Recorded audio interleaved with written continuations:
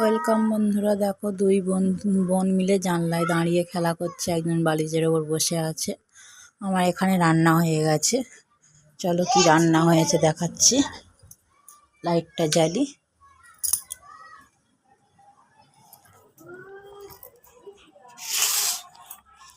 এখানে আলু আর ডিম ভাজা করেছি পেঁয়াজ লঙ্কা দিয়ে।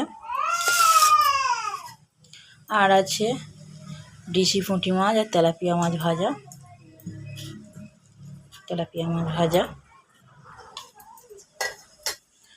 এখানে আছে কুমড়োর ডাঁটা, আলু, পটল, কাঁকড়া, চিংড়ি মাছ দিয়ে তরকারি।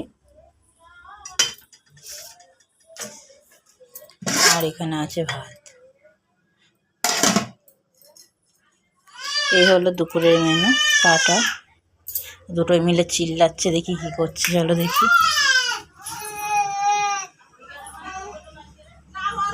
বিছানা টিছানা গুছিয়ে পুরো একদম পরিষ্কার করে নিয়েছি।